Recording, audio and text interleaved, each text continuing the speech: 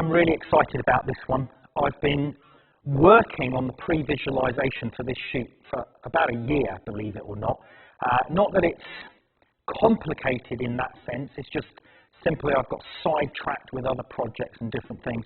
Finally got round to getting back onto this project. Now I'm going to do a series of pictures around the Chanel No. 5 perfume bottle, this beautiful, elegant, classic perfume that's world famous. I want to create a series of images that does this perfume justice, really high quality, high end series of advertising images. And I've had a number of different concepts in my brain about what I can do with this bottle. Now, let me explain some of the things that we're going to be doing in this series of modules on this Chanel 5 perfume. First of all, let me explain what this is that I've had made. Now, this is an acrylic base with acrylic sides, an edge of acrylic, and as you can see in the middle here, it's actually transparent in the center, okay? And I had this thing made by my local sign company who does acrylics and plastics and signs. They can create this sort of stuff for you.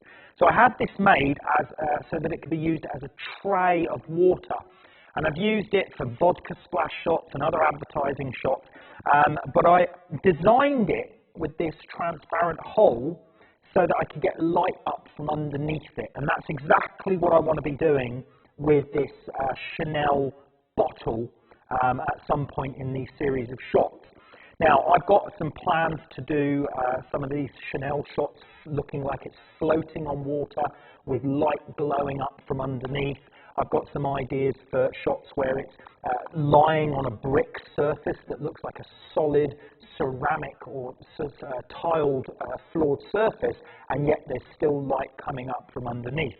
So I've got a number of ideas where this tray is going to come in really useful for this. I mean, this is more of a generic tray that I have for a variety of advertising shots. As I said, I had it made, and I've left a big enough space that I could literally put a whiskey bottle on there or the larger items.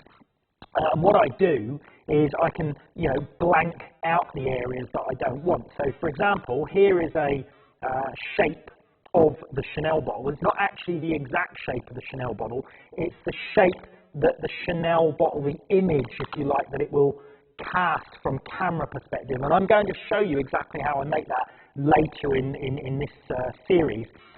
But let me just explain first of all. So, for example, with this Chanel bottle cut out, I can create blanks to go around it. Let me just remember there we go, like a jigsaw puzzle. That one goes into here. That one goes onto, flip that over, I think. There we go. And then that one goes on there. So now I've got that blanked out around the Chanel bottle, so only the light will come up through that area. Now, as you can see, that shape doesn't look right there. It looks like it's bigger than the Chanel bottle, which it actually is. But that's because from camera perspective, when you get it exactly the right view, I've had that shape cut to suit.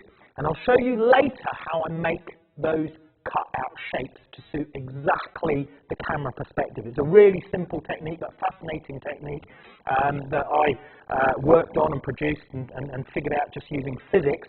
And it's what I use to create all of my templates for reflectors behind my objects or for illuminating through objects, like in this case.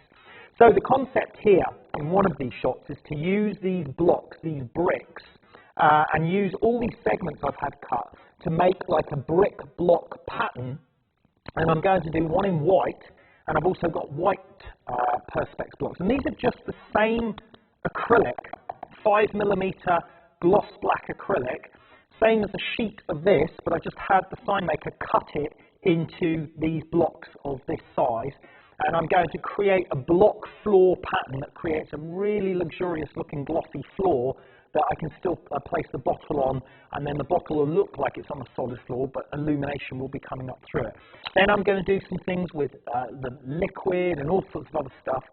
So there's going to be a whole host of shots going on. I've got to make some modifications to these blocks surrounding here, because at the moment these blocks are not in the sort of brick lay pattern. They're all in line with each other. So I'm going to go back to the sign company to get these cut in the right positions and realign them in there.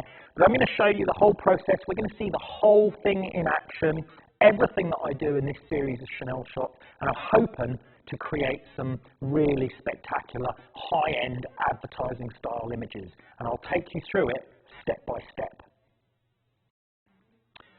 Okay, so I'm a little bit further with it now. What I've done is I've taken my black bricks. They look white because they've got a protective covering on them, but I've taken my black bricks and I've laid them out to fill up my square. So you can see there's half blocks, then full blocks to get me that brick paving pattern.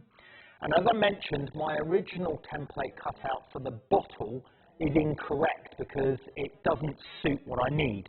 So what I've done is I've created a new patch of blocks here. Here is the indication of where my panel of light can come from underneath. So I know that my bottle is going to be within the panel of light. And I've just laid down a new layer of blocks so that we can see where the bottle needs to go in relation to those blocks. And if we take a look at this, you see I've taken a test angle here and I've taken a test shot on the computer. Let's take a look at that. So here's my test shot, and I'm keeping it quite wide at the moment because I want some area around here, because I may be putting water in this, I may be floating objects on water. I'm not absolutely sure yet, so I want a wider shot than I actually need. But I can see from this angle, this is nice in terms of the way the blocks line up and the way the intersections interact with the bottle. So I'm happy with that. I now have to go back to the sign company and ask them to cut me new bricks that match this layout and also the transparent block that works for this. Because as I said before, if we look at the original one, you can see that my blocks did not have the brick pattern. I forgot to cut one brick halfway through here and the next. So these were just all lining up with each other, which is not what I want. I want half a brick, full brick, half a brick, full brick. So I'm basically this is just my preparation work to get this all right, ready for the main shooting. And it's important, it's really important to get this preparation work right, because by going to all this trouble to get these bricks in exactly the right place, the cutout and everything in exactly the right place, I'm building the set basically. I'm building the supporting cast for the hero of the shot. And it's going to make my life so much easier in terms of lighting, in terms of the look and everything. It's always about preparation and pre-visualization and thinking about your supporting cast for the main hero. So this is just part of that process, and you'll see me continue on as we build the shot.